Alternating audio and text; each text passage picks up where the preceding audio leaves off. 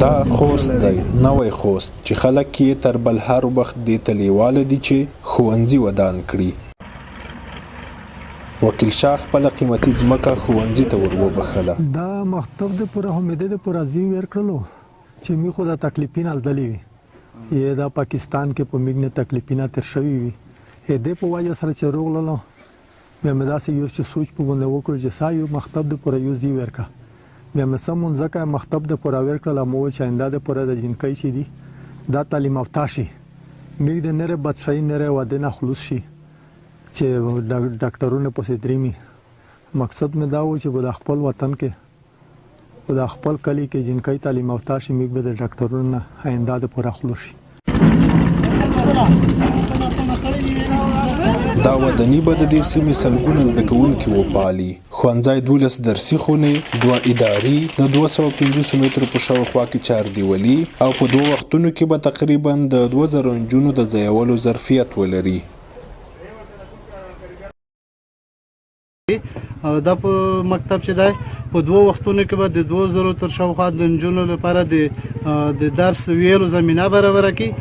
دا د دې پروژې لپاره د دې کلي یو سپینګیري مشر حاجي صاحب وکیل شاه خان د خپل شخصي ځمکه وقف کړې ده چې د دې ځمکې تقریبا ارزښت چې دی د 15 میلیونو په شاوخوا کې دی خو د وطني احساس له امله ده وکولل چې د دې ښوونځي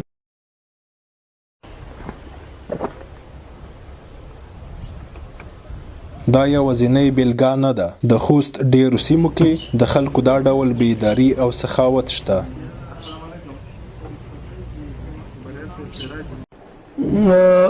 په خوست کې په مختلفو ولسوالیو کې خلکو د پوهنې ریاست سره د ښوونځیو د تعمیرونو د جوړولو په برخه کې د ځمکې همکاري کړې ده.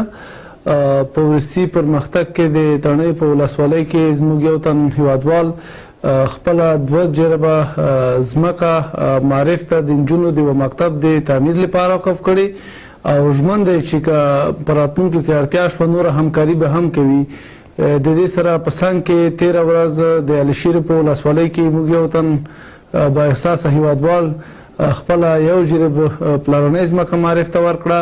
په ټوله کې د پوهنې د ریاست سره د خلکو همکاري ډیره شوې نه یوازې د ځمکو د ورکړې او یا د وقف کولو په برخه کې بلکې د ښوونځیو د تجهیز اکمال د کمپیوټر لیبونو ساینس لیبونو د کتابخانو د ایجاد او په همدې ترتیب سره په مختلفو برخو کې په ځانګړې توګه د نجونو د زده کړو په برخه کې همکاري ډیره پیاوړې ده.